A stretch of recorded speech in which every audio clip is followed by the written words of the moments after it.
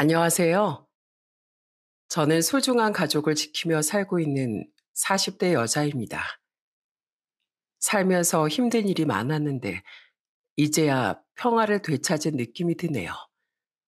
제 인생의 걸림돌이 되는 인간을 시원하게 치워버렸거든요. 제가 치워버린 건 바로 저희 남편과 시댁 식구들입니다.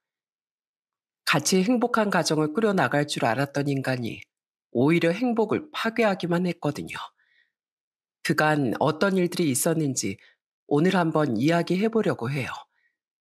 끝까지 재미있게 들어주셨으면 좋겠습니다. 저희 부모님은 저랑 오빠를 키우기 위해 정말 열심히 일하셨어요. 특히 저희 아빠는 버스 운전을 하셨는데 저는 그런 아빠가 너무 자랑스러웠답니다.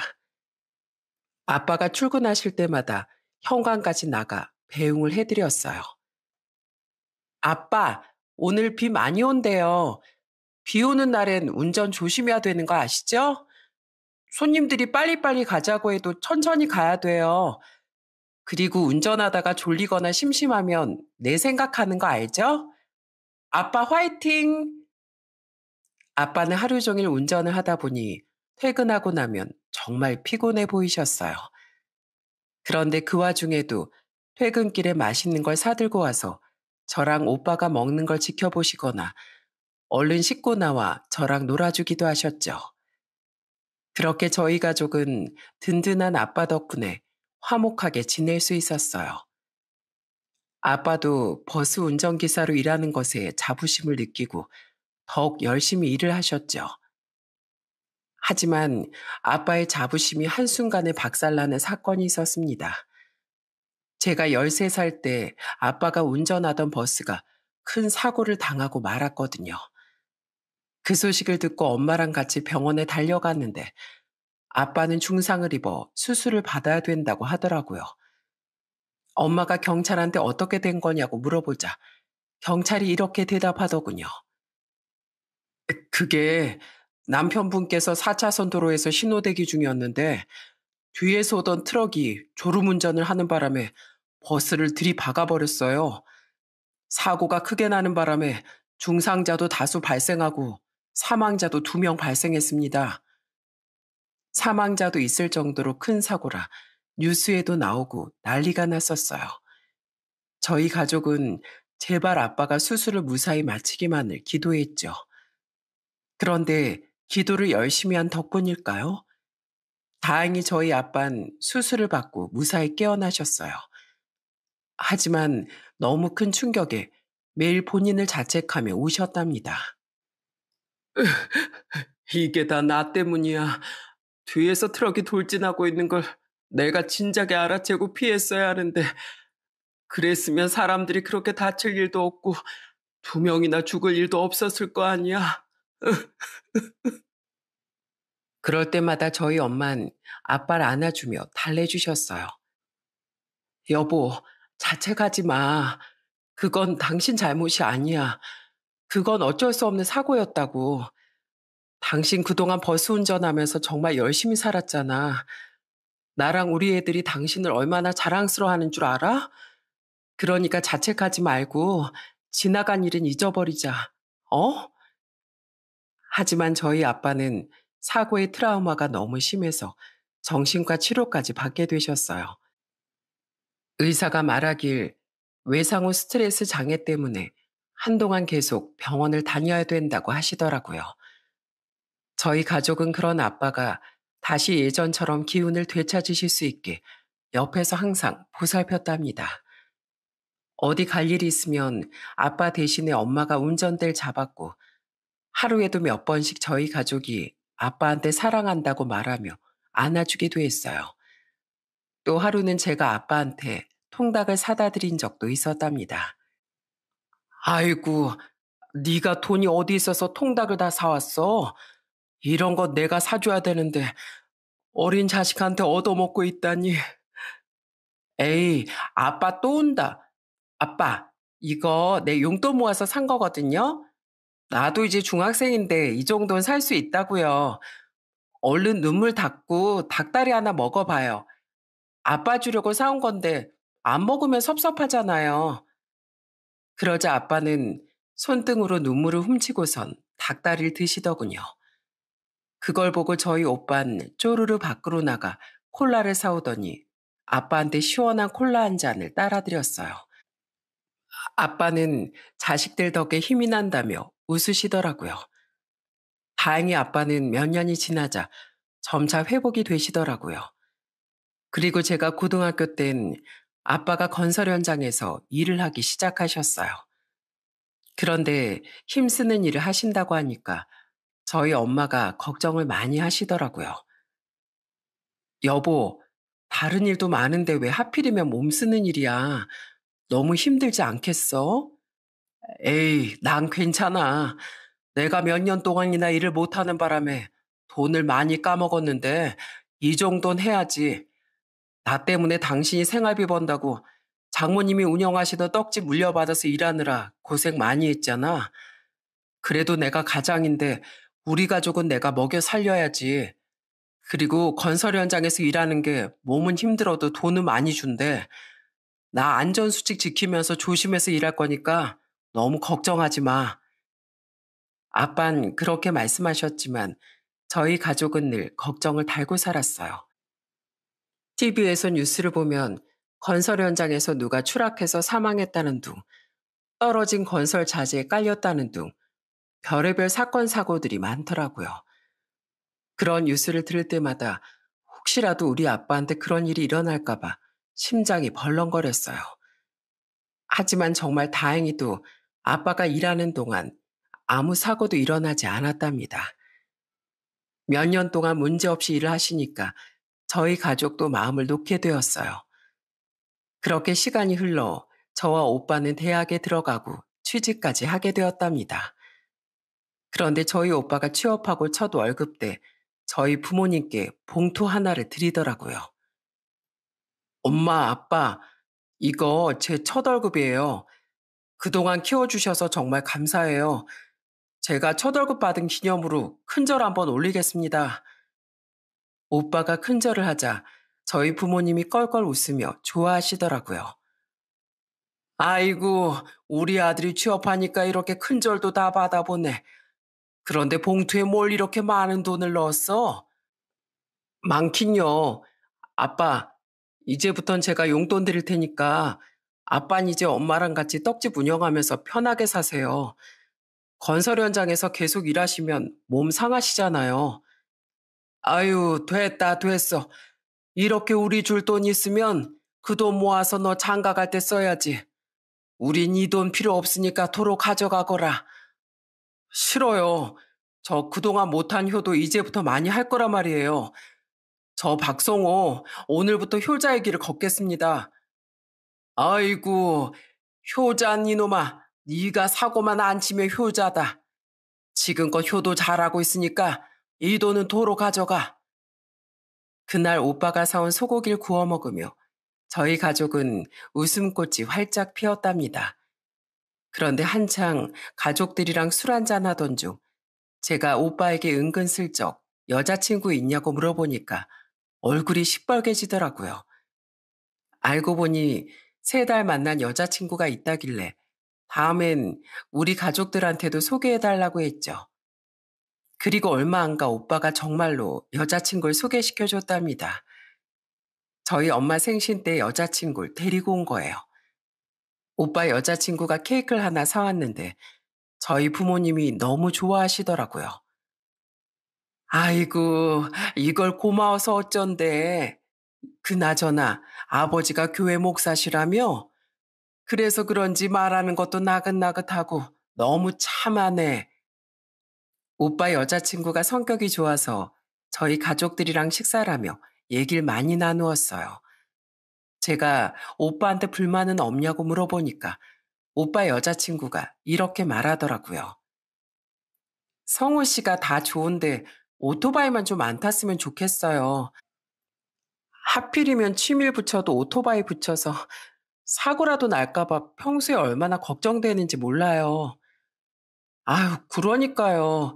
저랑 저희 부모님이 말려도 통 말을 안 듣는다니까요. 언니, 혹시 우리 오빠가 그거 말고도 속 썩이는 일 있으면 저한테 언제든 연락하세요. 제가 우리 집 대장이거든요. 제가 그렇게 말하자 가족들이 모두 깔깔 웃더군요. 그 이후 저희 집엔 계속 좋은 일만 생겼습니다. 저희 부모님이 36평짜리 아파트에 당첨되셨거든요. 원래는 작은 아파트에 네 식구가 살고 있었는데 좋은 기회를 얻어 큰 아파트로 이사를 가게 되었습니다. 하지만 그런 행복도 잠시 오빠가 취업한 지 1년 만에 청천벽력 같은 소식이 들려오고 말았습니다. 퇴근길에 엄마한테 울면서 전화가 온 거예요. 은희야, 어떡하니? 글쎄 네 오빠가 사고가 났단다. 오토바이를 타고 가다가 신홀무시한 차량 사고가 나서 머리를 크게 다쳤대. 깜짝 놀라 병원에 달려갔는데 오빠는 사고로 뇌를 다쳐서 혼수 상태에 빠져 있었어요. 순간 14년 전 아빠가 사고 났을 때가 떠오르더군요. 너무 큰 충격에 제발 오빠가 정신을 차리기만을 바라면서 울고 있었는데 소식을 들은 오빠의 여자친구가 급하게 찾아왔어요. 오빠의 여자친구는 저희 가족 앞에서 펑펑 울면서 이렇게 말하더라고요. 제가 오토바이 못하게 끝까지 말렸어야 되는데 이게 다 제 잘못이에요. 차라리 헤어진다고 협박이라도 해서 못하게 할 걸 그랬어요. 아니면 몰래 오토바이 갖다 팔아버릴 걸 그랬다고요. 그러자 저희 엄마가 오빠의 여자친구를 끌어안고 엉엉 우시더라고요. 그건 네 잘못이 아니라면서요. 그리고 저희는 중환자실 앞을 지키며 오빠가 깨어나기만을 간절히 기도했습니다. 저희 아빠도 수술 받고 회복하셨으니까 오빠도 그럴 수 있을 거라고 생각했어요.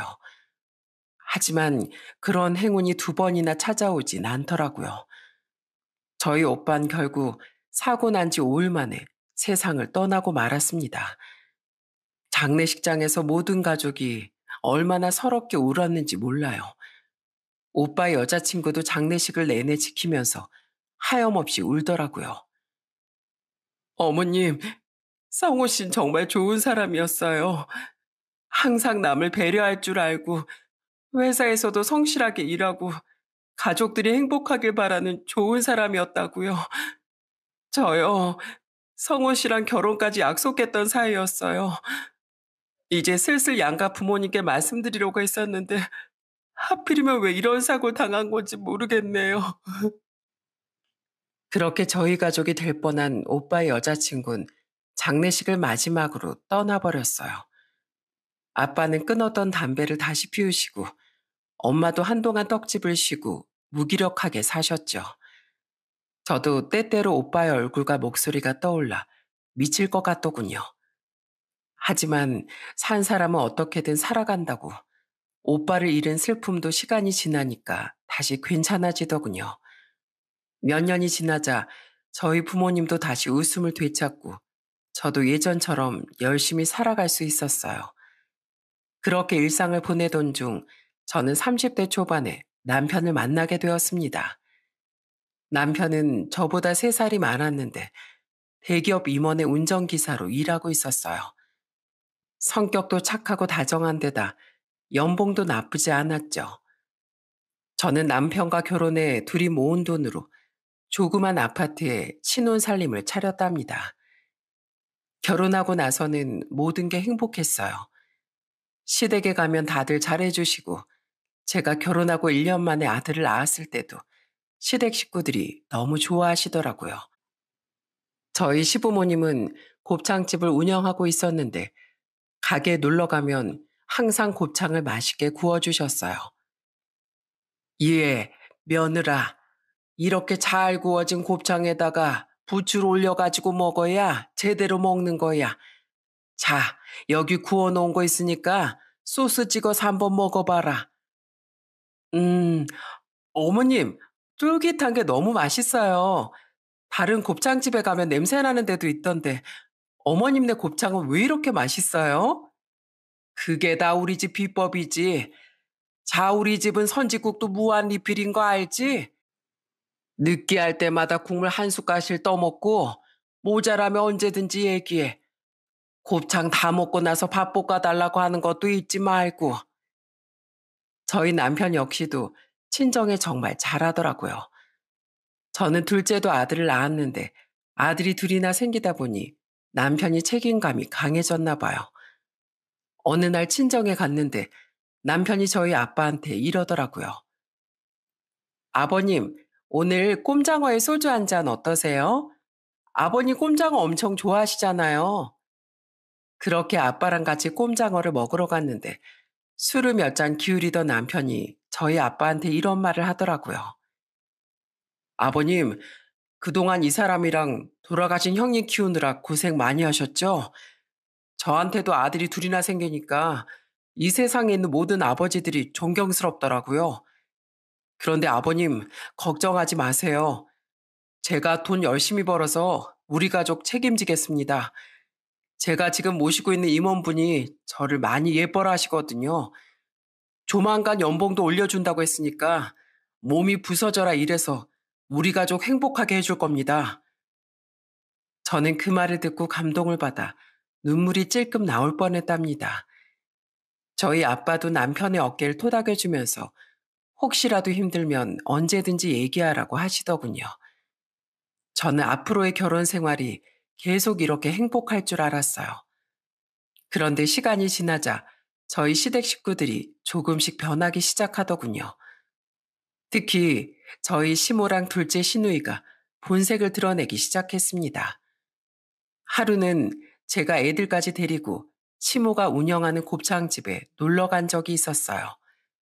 간 김에 이것저것 반찬도 나르고 서빙을 좀 도와드렸는데 그날 집에 돌아가기 전에 시모가 저한테 이러더라고요. 아유, 진작 이렇게 하면 좀 좋아. 너 앞으로 시간 날 때마다 우리 가게 와서 일손 좀 도와라. 애 본다는 핑계로 집에서 뒹굴거리기만 하지 말고. 어머님, 제가 무슨 집에서 뒹굴거린다고 그러세요. 아들 둘 키우는 게 그렇게 쉬운 일인 줄 아세요? 시애미가 아라면 잔말 말고 그렇게 해. 자고로 여자가 시집을 왔으면 시댁의 일꾼이 돼야 되는 거다. 아예 우리 집 근처로 이사 와서 애들 어린이집 보내고 일하러 오던지. 그런데 그때였어요. 그날따라 시모의 가게에 놀러와 같이 일손을 돕고 있던 막내 시누이가 이러더라고요. 엄마, 새언니한테 대체 왜 그래? 주말이라 쉬고 싶을 텐데 여기까지 와서 엄마 일하는 거 도와줬으면 고맙게 생각해야 되는 거 아니야? 일손이 부족하면 직원을 더 뽑으면 되지. 새언니가 무슨 공짜 일꾼인 줄 알아? 새언니, 우리 엄마 말 신경 쓰지 마세요. 새언니가 손도 빠르고 일을 척척 잘하니까 엄마가 욕심나서 그런 거예요. 막내 시누인 그렇게 말하면서 제 편을 들더군요. 그 후에도 시모가 저한테 말도 안 되는 헛소리를 할 때마다 막내 시누이가 나서서 저 대신 싸워줬어요. 그런데 둘째 시누인 막내 시누이와 달라도 너무 다르더라고요. 원래부터 철이 없는 건 알고 있었는데 시간이 갈수록 그 정도가 더 심해졌어요. 하루는 제가 시댁에 갔는데 둘째 시누이가 제 가방을 함부로 열고 그 안에 있는 립스틱을 마음대로 바르는 거예요. 새언니, 이 립스틱 색깔 진짜 예쁘네요. 나한테 엄청 잘 어울리지 않아요? 아가씨, 남의 가방을 함부로 열면 어떡해요? 그리고 립스틱을 쓰고 싶으면 빌려달라고 얘기를 하고 써야죠. 참나? 좀 쓰면 어때서요? 어차피 화장품 가게 가면 샘플 같은 거 아무나 다 발라볼 수 있게 되어 있는데 가족끼리 같이 바르면 좀 덧나요? 제 화장품이 샘플 화장품이에요? 허락도 안 받고 마음대로 바르게? 남의 물건을 함부로 건드리지 말아야 된다는 건 어린애들도 다 아는 건데 아가씨는 그런 기본적인 것도 모르시나 봐요? 그런데 이번에도 막내 시누이가 나서서 한마디 하더군요. 아휴, 내 언니지만 진짜 창피하다. 언니, 어릴 때부터 내 물건도 함부로 막 쓰더니 이젠 새언니 물건까지 마음대로 쓰는 거야? 언니 전에 입술에 물집 생겼을 때 내 립스틱 마음대로 발랐다가 나한테까지 그 물집이 옮았었잖아. 내가 그때 엄청 화내고 난리쳤는데 아직도 정신을 못 차렸어? 제발 새언니한테 그런 예의 없는 짓 좀 하지 마. 어디 가서 무식하다고 욕먹어. 하지만 둘째 시누이는 그 이후에도 개념 없는 짓을 몇 번이나 계속하더군요. 그때마다 저희 남편과 막내 시누이가 말렸지만 소용이 없었어요. 집안의 어른이 시부라도 나서서 혼내주셨으면 좋겠는데 시부는 그 모든 상황을 방관만 할 뿐 신경도 쓰지 않으시더군요. 그렇게 저의 결혼 생활은 시댁 식구들 때문에 조금씩 삐걱거리기 시작했습니다. 그런데 그렇게 지내던 중 갑자기 저희 엄마한테서 전화가 왔어요. 엄마는 한숨을 푹푹 쉬면서 이렇게 얘기하시더군요. 은희야, 나 정말 너희 아빠 때문에 못 살겠다. 네 아빠 고집을 어떡하면 좋니? 지금 하던 일 그만두고 또 다른 일을 하고 싶단다 글쎄. 뭐라고요? 갑자기 무슨 다른 일을 한다는 거예요? 왜 그거 있잖니? 고층 건물에 매달려서 창문 닦는 일 말이야. 그 일이 돈을 많이 준다고 굳이 그걸 하겠단다. 그런데 그 일이 돈을 많이 주는 이유가 뭐겠니? 그만큼 위험하고 사람들이 안 하려고 하니까 많이 주는 거잖아. 그런데 내가 아무리 말해봤자 들을 생각을 안 하는구나. 저는 너무 깜짝 놀라서 바로 아빠한테 전화를 했어요. 그런 위험한 일을 하신다고 하니까 너무 걱정이 되었거든요.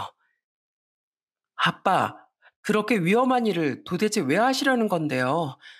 엄마랑 저랑 다 걱정하는데 굳이 그걸 하셔야겠어요? 내 나이가 이제 50대 후반이잖니. 돈 많이 준다고 하니까 딱 10년만 하고 은퇴하려고. 요즘에 100세 시대라는데 일할 수 있을 때 열심히 일해서 돈 많이 모아놔야지. 아니, 지금도 충분히 먹고 살 만한데 왜 그런 위험한 일을 하겠다는 건데요? 차라리 그냥 엄마랑 떡집 운영이나 같이 하세요. 그것만 해도 두 분이서 먹고 사실 순 있잖아요. 생활비가 필요하시면 제가 도와드려도 되고요. 괜찮대도 그러네. 이거 다 내 친구가 소개시켜 준 거야. 그 친구가 이 일을 오래 했거든. 요즘엔 장비가 좋아서 안전하니까 너무 걱정하지 말어. 저랑 엄마가 계속해서 설득을 해봤지만 아빠의 고집을 말릴 수는 없었어요. 결국 아빠는 친구분을 따라서 그 일을 시작하시더군요. 처음에 1, 2년 정도는 너무 걱정이 되어서 전화벨만 울리면 무서울 정도였어요. 그런데 다행히도 5년 동안 아무런 일도 없었습니다.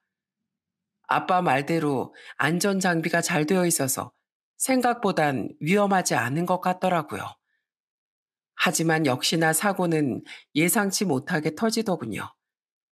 5년이 지난 어느 날 강풍이 심하게 부는 바람에 아빠는 결국 사고로 세상을 떠나시고 말았어요. 저는 장례식장에서 그만 오열을 하고 말았습니다. 아빠, 그러게 나랑 엄마가 그 일 하지 말라고 했잖아요. 그렇게 말릴 때 좀 듣지 그랬어요. 오빠도 일찍 우리 곁을 떠났는데 아빠까지 이렇게 가버리면 우린 어떡해요? 진짜 나랑 엄마한테 이럴 거예요? 저희 엄마도 무너지긴 마찬가지였어요.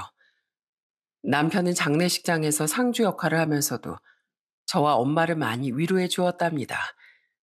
그런데 문제는 시댁 식구들이었어요. 장례식에 찾아온 시모가 불난 집에 기름 붓듯이 저한테 쓸데없는 소리를 하는 거예요. 아유, 그렇게 위험한 일을 하니까 이런 사고가 나지. 그나저나 안사도는 곧 돈방석에 앉으시겠네. 바깥 사돈이 그렇게 위험한 일 하시니까 보험도 많이 들어놨을 거 아니야. 요즘 사망보험금을 얼마나 주나? 한 몇 억씩 주고 그러나? 이야, 그 돈이면 떡집 그만두고 집에서 쉬어도 되겠네. 부럽다, 부러워. 도대체 이게 상갓집에서 할 소리인가요? 저는 너무 열이 받아 미칠 것 같더군요. 도저히 참을 수 없어 소리 지르려고 하는데 옆에 있던 막내 시누이가 먼저 나서서 화를 내더라고요. 엄마, 미쳤어? 장례식장에서 그게 무슨 소리야? 내가 진짜 엄마 때문에 창피해 죽겠어. 왜 갑자기 쓸데없이 돈 타령이야? 참나? 아, 왜 그래? 보험금이 얼마나 나오나 궁금하면 물어볼 수도 있는 거지. 진짜 너도 유난이다, 유난이야. 엄마야말로 유난이야. 장례식장에 왔으면 헛소리 하지 말고 조용히 명복이나 빌어드려. 안 그래도 힘든 새언니 마음 들쑤시지 말고. 새언니, 죄송해요. 제가 엄마 대신 사과할게요. 저희 엄마가 원래 생각 없이 말을 내뱉는 경향이 있어서 그래요. 제가 엄마 데리고 밖으로 나갈 테니까 새언니는 이제 신경 쓰지 마세요. 막내 시누이는 그렇게 말하며 시모를 끌고 나가려고 하더군요. 그래도 여기까지 왔는데 그냥 보내는 건 아니다 싶어서 저는 밥이라도 먹고 가라고 얘기했습니다. 그나마 막내 시누이가 한바탕 화를 내고 나니까 그 이후론 조용히 있다가 가더라고요. 그 이후 저는 장례식을 무사히 끝내고 아빠를 보내드렸습니다. 네 식구였던 저희 가족은 이제 두 식구가 되어버렸어요. 너무 슬퍼서 울 때마다 남편이 옆에서 많이 위로를 해주더라고요. 여보, 힘이 안 나겠지만 어떻게든 기운 좀 내봐. 앞으로 내가 아버님 몫까지 가장 역할을 할 테니까 씩씩하게 이겨내보자. 어? 저는 남편 덕에 그나마 조금이라도 기운을 낼 수 있었어요. 하지만 저보다는 엄마가 더 문제였죠. 자식 하나를 일찍 떠나보내고 이제 남편까지 잃고만 저희 엄마의 심정이 어떻겠어요? 저는 애들을 데리고 친정에서 며칠씩 지내면서 엄마의 옆에 계속 있어드렸답니다. 그런데 친정에서 지낸 지 일주일째 되는 날 시모한테서 전화가 왔어요. 예, 너 지금 일주일째 친정에 가 있다면서? 그럼 우리 아들 밥은 도대체 누가 챙겨주니? 내가 물어보니까 우리 아들이 지금 라면만 먹고 있다고 하더라. 마누라가 돼서 남편한테 끼니마다 제대로 된 밥은 차려줘야 될 거 아니야? 어머님, 그이는 손이 없어요, 발이 없어요? 지금 저희 엄마 너무 힘들어서 죽 한 숟갈도 겨우 드시고 계시다고요. 그런데 제가 딸이 돼서 엄마를 외면하고 남편 밥이나 챙겨야겠어요? 그렇게 걱정되시면 어머님이 직접 오셔서 밥 차려주시던가요. 저는 그렇게 말하고선 전화를 끊어버렸어요. 너무 서러워서 울고 있으니까 저희 애들이 와서 저를 위로해 주더라고요. 어느새 방에서 나온 저희 엄마도 그런 저를 보고 다가오시더니 저희 애들을 끌어안고 엉엉 우셨답니다. 그런데 저희 엄마는 아무래도 오빠와 아빠를 잃은 슬픔을 극복하기가 힘드셨나 봐요. 결국 떡집만 그만두고 교회만 다니시더라고요. 좀 자게 냅두지 왜 깨워? 명절이면 좀 쉬어야 될 거 아니야? 참나, 회사에서 잘려서 맨날 쉬고 있는 인간이 뭘 더 쉰다고 그래? 오랜만에 우리 엄마 보러 왔으면 같이 밥도 먹고 얘기도 나누고 해야 될 거 아니야. 이렇게 퍼질러서 잠만 잘 거면 뭐하러 여기로 왔는데? 장모님이랑 놀면 재미없단 말이야. 아유, 예전에 아버님 계실 때가 좋았는데 아버님은 왜 일찍 돌아가셨나 몰라. 이럴 때 나랑 꼼장에 소주 한잔 해주셔야 재밌는데 아버님이 안 계시니까 너무 심심하잖아. 뭐라고? 지금 말 다 했어? 우리 아빠가 무슨 심심풀이 땅콩인 줄 알아? 그렇게 우리 아빠랑 노는 게 재밌었으면 돌아가신 우리 아빠를 위해서라도 우리 엄마한테 이러면 안 되지. 하지만 남편은 제 말은 귓등으로도 듣질 않았어요. 귀찮다는 듯이 툴툴거리면서 거실로 나오더니 소파에 털썩 앉더라고요. 그런데 남편이 소파에 앉으면서 저희 엄마가 키우시는 강아지의 장난감을 깔아 앉았나 봐요. 엄마네 강아지 뽀삐가 남편을 향해서 왈왈 짖더라고요. 그런데 세상에 남편이 버럭 화를 내면서 뽀삐를 발로 걷어차버리지 않겠어요? 에이, 너까지 시끄럽게 왜 그래? 이게 오냐오냐 하니까 사람 무서운 줄 모르지? 너무 황당해서 입을 틀어막고 있는데 그 장면을 본 저희 엄마가 크게 화를 내시더군요. 김서방, 지금 뭐 하는 겐가? 감히 우리 뽀삐를 발로 차? 이 조그만한 게 자네한테 걷어차여서 낑낑거리고 있잖아. 걔가 먼저 저한테 지졌단 말이에요. 그러게 사람한테 짖지 말라고 단단히 교육을 시키지 그러셨어요. 보신탕 집에 가면 한 그릇거리밖에 안 되면서. 자네 지금 말 다 했나? 우리 뽀삐 보고 보신탕거리라고?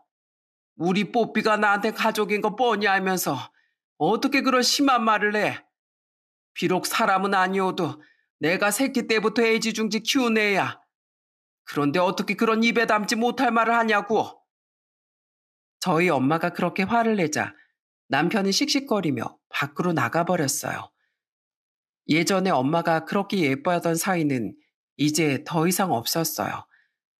엄마도 점점 남편을 멀리하기 시작했거든요.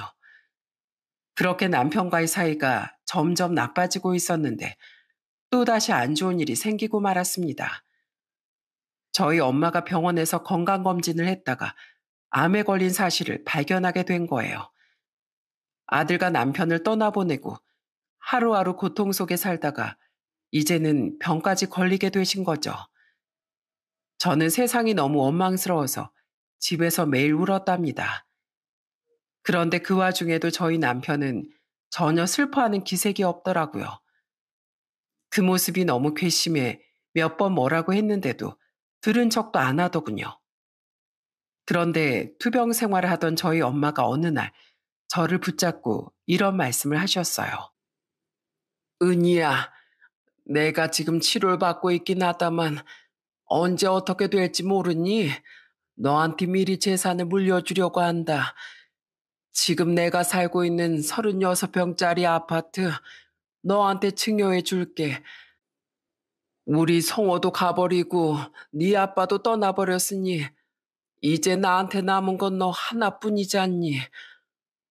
엄마, 그게 무슨 소리예요? 치료 잘 받고 있으면서 왜 갑자기 곧 죽을 사람처럼 그러냐고요. 암 말기도 아니고 이기인데 수술 받고 항암 치료 받으면 다시 건강해질 수 있어요. 그러니까 그런 소린 하지도 마세요. 그래도 사람 일은 모르는 거야. 뭐든지 미리미리 대비해 놓는 게 좋은 거잖니. 결국 저희 엄만 아파트를 제 명의로 바꿔주셨어요. 그런데 그 소식을 알게 된 남편이 눈에 쌍심지를 키고선 저한테 난리를 치더라고요.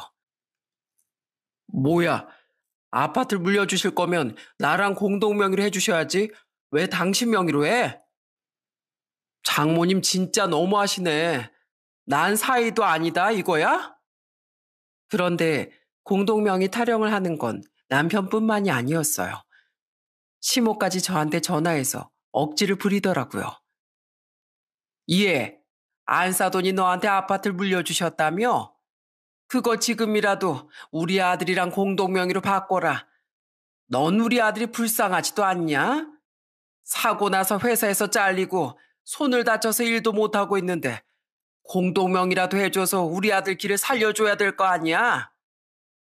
우리 엄마가 저한테 재산을 주시겠다는데 왜 시댁 식구들이 공동명의 타령을 하는지 이해할 수가 없더군요. 저는 너무 황당해서 시모한테 이렇게 따졌어요. 어머님, 그 아파트 저희 엄마 재산이에요. 공동명의를 하든 말든 저희 엄마 마음대로 하는 거라고요. 그리고 그이 기 살려주는 걸 왜 저희 엄마 돈으로 하려고 하세요? 그이가 회사 잘린 게 음주운전 때문인 거 모르세요? 당장 뉴스만 켜봐도 음주운전 때문에 사망하는 사고가 한둘이 아니에요. 술 먹고 운전하는 짓은 하지 말아야 될 짓이라고요. 본인이 잘못해서 회사에서도 잘리고 손도 다친 건데 그래도 어머님은 아들만 불쌍하세요? 그리고 손 다쳐서 일 못한다고요?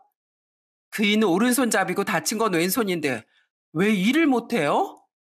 손 다쳤다는 핑계로 놀고 먹고 싶어서 그러는 거 아니냐고요.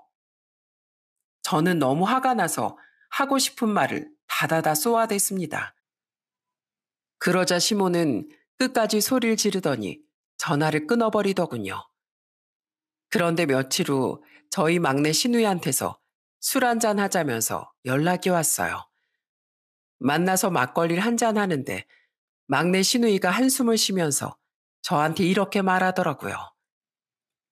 새언니, 우리 오빠랑 엄마가 그 아파트 공동명의로 해달라고 우겼다면서요? 그거 절대 해주지 마세요. 솔직히 우리 가족이지만 좋은 사람들 아니라고요. 오빠는 어릴 때부터 자기 생각밖에 안 하는 이기적인 사람이었어요. 그래도 결혼하고 나선 잘 사는 줄 알았는데 최근에 하는 행동을 보니까 다시 예전으로 돌아간 것 같네요. 그리고 저희 아빠요. 젊었을 때 사고를 너무 많이 쳐서 우리 집이 조용할 날이 없었어요. 게다가 저희 엄만 돈만 좋아하는 속물이고요. 예전에 저희 엄마가 갯돈 들고 날라서 감옥에 들어갈 뻔한 적도 있었거든요. 새언니, 절대로 공동명의 해주지 마요. 우리 오빠 그 아파트까지 날려먹을 사람이에요. 새언니 부모님이 열심히 일해서 일구신 재산인데 그 재산 꼭 지키셔야 되잖아요. 막내 신우의 말을 들으니까 남편을 용서하지 말아야겠다는 생각에 확신이 들더군요. 안 그래도 최근에 변한 남편의 모습을 보며 이혼을 생각하고 있었거든요. 게다가 저희 엄마가 아프신데도 걱정하긴커녕 재산만 탐내는 모습을 보니 더 이상 같이 살 수 없겠다는 생각이 들었습니다. 그래서 저는 엄마한테 이 모든 사실을 얘기하고 남편과 이혼할 거라고 말했어요. 그러자 저희 엄마는 한참을 고민하시더니 저한테 이렇게 말씀하시더군요. 은희야, 그놈하고 이혼하기로 결심한 건 정말 잘했다. 그런데 이렇게 그냥 이혼하긴 너무 억울하지 않니? 그 인간들 홍군형은 한번 내줘야지. 그리고 며칠 후 엄마한테서 좋은 생각이 있다며 연락이 왔어요. 계획을 들어보니 그 인간들을 제대로 골탕 먹여줄 수 있을 것 같더군요. 그래서 저는 시댁에 가서 시모한테 이렇게 얘기했어요. 어머님, 오늘 시간 좀 되세요? 저희 엄마가 어머님이랑 이해한테 뭐 줄 게 있나 봐요. 같이 가주실 수 있죠? 그러자 남편이랑 시모는 신이 나서 호들갑을 떨더군요. 장모님이 우리한테 뭐 줄 게 있으시다고? 혹시 그 아파트 공동명의로 바꿔주시려나? 그러게 말이다. 안 사돈이 우리 아들한테 공동명의도 해주고 전 재산도 다 물려주시려나 보다. 옛 며느라, 안 사돈이 가지고 있는 재산이 꽤 많지? 왜 바깥 사돈 돌아가셨을 때 받은 사망보험금도 있을 거 아니야. 거기다가 두 내외가 평생 일하면서 모은 돈도 있을 텐데 그거 이제 다 우리 아들 거 되나 보네. 아이고, 이렇게 좋은 일이. 재산을 준다고 한 적도 없는데 설레발을 치는 그 모습을 보고 너무 어이가 없더군요. 화가 머리 끝까지 치솟았지만 계획대로 하기 위해서 꾹 참고 엄마가 알려준 주소로 향했습니다. 그런데 그곳에 도착하자 시모가 화들짝 놀라더라고요. 뭐야, 여기 무당집이잖아? 안사돈이 정말 여기로 오라고 한 거 맞니? 네, 맞아요. 얼른 들어가 보세요. 그렇게 문을 열고 들어가자마자 쌩 난리가 시작되었습니다. 꽹과리 소리와 장구 소리가 시끄럽게 울리고 거기 있던 무당이 저희 남편을 발견하자마자 탁 쏘아보는 거예요. 이 나쁜 놈들! 여기가 어디라고 제 발로 찾아와? 이게 뭐야? 남편은 당황해서 말을 더듬었는데 무당은 더욱 무서운 표정을 지으며 남편에게 소리를 쳤습니다. 야, 이놈아! 사람인 척 하지 말고 얼른 본 모습을 보여라. 이 못된 짓만 골라는 잡기 중에 잡기야. 너 몇 년 전에 술 먹고 운전하다가 회사에서 잘렸지? 내 그럴 줄 알았다. 네 놈이 술 처먹고 운전대 잡은 게 한두 번이 아니었잖아. 허구한 나 술래죄로 위험한 짓을 하니 하늘이 노해서 그런 벌을 내린 게지. 말도 안 돼. 저 무당이 내가 음주운전 자주 하는 거 어떻게 알아? 저기요, 진짜로 저한테서 그런 게 보이세요? 보이긴 훤하게 보인다 이놈아. 사람한테 씌었으면 쥐 죽은 듯 조용히 살 것이지. 어디서 그 나쁜 본색을 드러내면서 다른 사람들한테 피해를 끼쳐? 너 손 그렇게 된 것도 다 벌 받은 거야. 네 놈이 마음을 나쁘게 쓰니까 너한테 잡기가 쓰여서 그런 거라고. 그게 진짜예요? 정말로 저한테 잡기가 씌었다고요? 그래. 아주 더럽고 추악한 잡기가 단단히 씌었어. 그게 아니고서야 술 먹고 운전대를 잡을 리가 없지. 게다가 어디 그것뿐인 줄 알아? 손 다쳤다는 핑계로 밥도 하나 제 손으로 안 차려 먹고 장모 재산이나 탐내는 걸 보니 아주 지독한 악기가 붙은 게야. 네 놈이 정녕 사람이라면 그런 개도 안 할 짓을 할 리가 없지. 무당은 그렇게 말하고선 남편의 얼굴에 쌀을 확 뿌려버리더군요. 그러자 남편이 소리를 빽 하고 질렀습니다. 저기요. 왜 얼굴에 쌀을 뿌리고 난리예요? 이것 봐, 이것 봐. 두 눈에 도끼가 서려 있는 게 딱 봐도 사람이 아니야. 넌 지금 네가 말하는 게 네 목소리인 줄 알지? 그게 다 너한테 붙어있는 귀신이 말하는 거야. 그런데 그때 무당이 이번엔 시모한테 쌀을 확 뿌리더군요.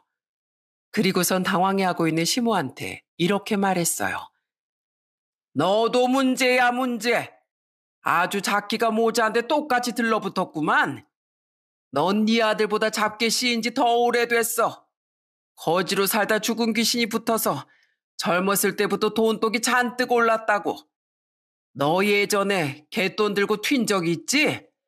겉으론 좋은 사람인 척하면서 개모임 만들어 놓고 갯돈 잔뜩 쌓이니까 욕심나서 들고 날랐잖아. 내 말이 틀려? 말도 안 돼. 그건 우리 가족들만 아는 건데 당신이 그걸 어떻게 알아요? 어떻게 알긴. 너 같은 자기들이 하는 짓은 내 눈에 훤히 다 보여. 그런데 이걸 어떡하나. 너한테 붙어있는 그 작기가 욕심이 과해도 너무 과해서 이제 천벌받을 일만 남았는데 지금부터라도 마음 곱게 쓰지 않으면 죽는 날까지 사지가 불타는 고통에 시달리게 될 게야. 뭐라고요? 그건 안 돼요. 제발 살려주세요.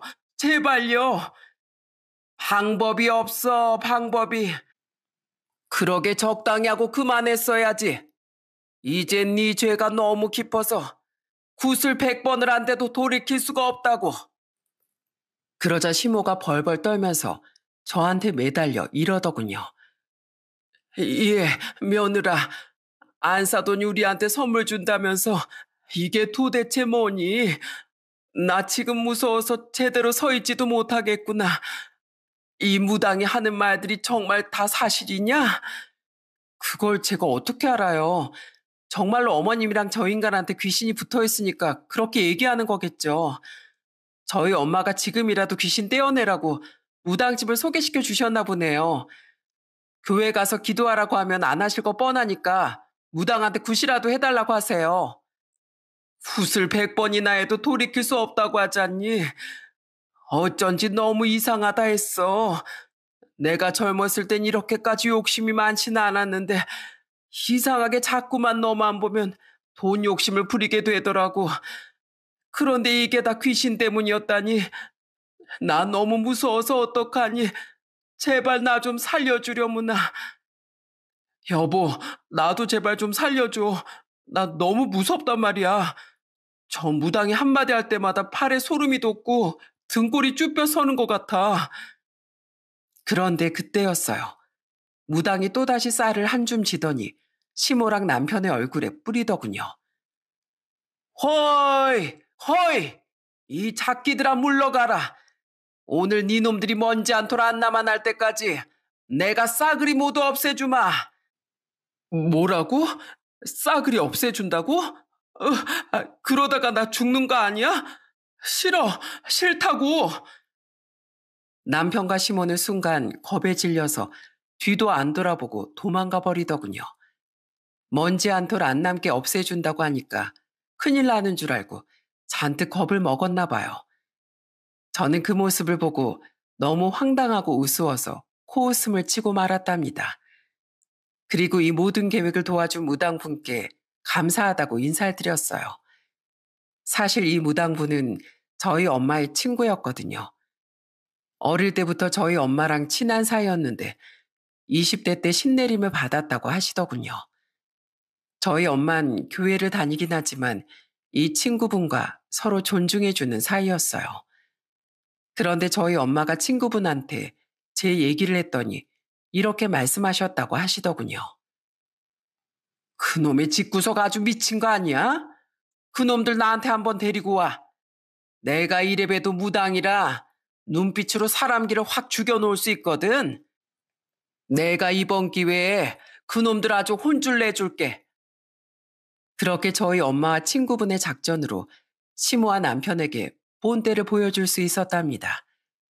그 후 저는 남편에게 이혼을 선언했어요. 그러자 남편이랑 시모가 저한테 찾아와서 바짓가랑이를 붙들고 매달리더라고요. 여보, 도대체 왜 그래? 설마 내가 음주운전해서 회사에서 잘린 것 때문에 이래? 당신도 그 무당말 들었잖아. 그때 음주운전한 거 내가 한 거 아니야. 귀신이 붙어서 한 거라고. 그때 몰랐지만 이제 알았으니까 더 이상 귀신한테 조종당하지 않을 거야. 나 이제 교회 다니면서 착하게 살 거라고. 그래 며느라, 우리 아들이 원래 착한 애였는데 잡기에 씌어서 그런 거라잖니. 그러니 우리 아들 좀 불쌍하게 생각하고 그냥 넘어가 주라. 나도 너희 집 재산에 욕심낸 거 다 귀신에 씌어서 그런 거야. 내가 너한테 개념 없이 내뱉은 말들도 다 귀신이 나 대신 말한 거라고. 맞아, 여보. 나도 원래 게으른 사람 아닌 거 알잖아. 나도 안 그러고 싶은데 귀신이 조종하는 걸 어떡해. 저번에 뽀삐가 짖어서 발로 차버린 것도 내 의지가 아니었어. 그때 내 몸에서 뭐가 나와서 마음대로 행동했었나 봐. 나도 지금 내 자신이 너무 무섭단 말이야. 저는 계속 귀신 타령을 하는 그 둘을 보고 너무 어이가 없어서 웃음도 안 나오더군요. 그래서 저는 남편을 똑바로 쳐다보면서 이렇게 얘기했어요. 왜 자꾸 귀신 타령이야? 설마 그 무당이 하는 말을 그대로 믿었어? 야, 그거 다 쇼한 거야. 우리 엄마가 너랑 저 아줌마 정신 개조시켜 주려고 무당 친구랑 짜고 연기한 거라고. 네가 여태까지 막말하고 무식한 짓 한 거 다 귀신이 시킨 거라고? 참나, 그건 귀신이 아니라 다 네 자신이 한 일이야. 네가 원래 그렇게 인성 쓰레기인 놈이라고. 뭐야? 그럼 그게 우리한테 장난친 거였어? 당신 어떻게 나한테 이럴 수가 있어? 아니, 난 그렇다 치고 우리 엄마한테까지 왜 그러는데? 우리가 뭘 그렇게 잘못했다고? 아이고, 방금 전까진 귀신 시켰다면서 착하게 살겠다고 하더니 이제 와선 뭘 잘못했냐고? 이것 봐. 애초에 너란 인간 자체가 사람이 되긴 글렀다니까? 웬만한 작기도 너보단 착하겠다. 그리고 너희 엄마한테 왜 그러냐고? 그걸 몰라서 물어? 나를 공짜 일꾼 취급한 걸로도 모자라서 별것도 아닌 걸로 맨날 괴롭히고 우리 엄마 재산까지 탐냈잖아. 우리 아빠 장례식장에서도 돈 타령이나 하고 있었던 거 기억 안 나? 모자가 똑같이 인간 같지 않게 행동하니까 정신 차리라고 장난 좀 쳐봤다. 왜? 뭐야? 당신 지금 말 다 했어? 그게 지금 할 소리야? 그래, 할 소리다. 내가 쌍욕 안 하고 이 정도만 하는 걸 다행으로 여겨. 내가 너 같은 거랑 자식까지 낳고 살았던 그 세월이 억울하다, 억울해. 그런데 나 이제 더 이상은 너 같은 놈이랑 같이 못 살아. 그러니까 이혼해. 당장 이혼 서류에 도장 찍으라고.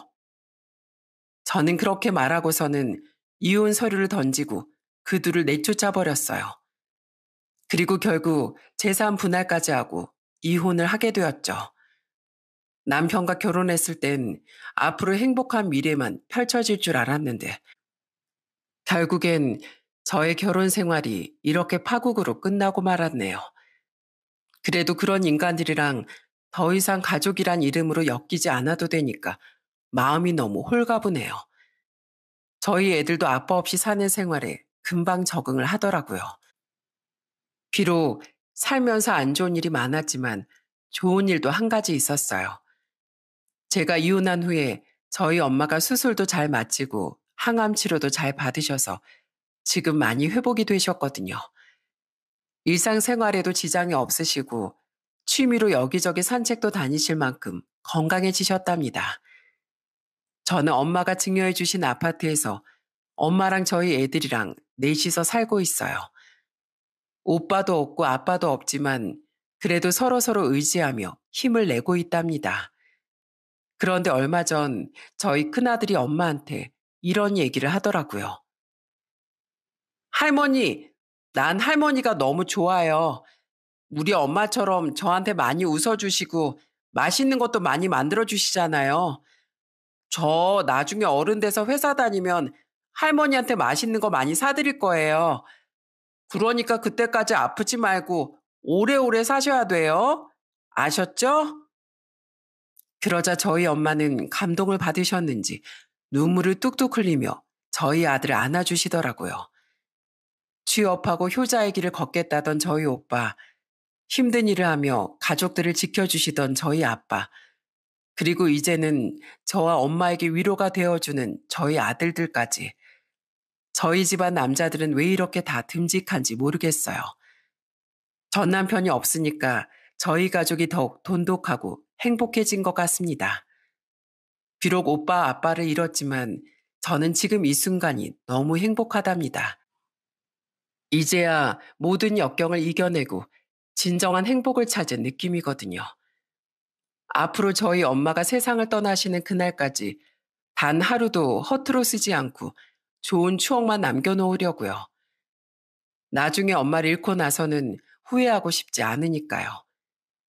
여러분, 제 이야기 재미있게 들으셨나요? 긴 이야기 끝까지 들어주셔서 정말 감사합니다. 그럼 여러분 모두 가족들과 행복한 시간 보내시길 바라며 제 이야기를 마치겠습니다.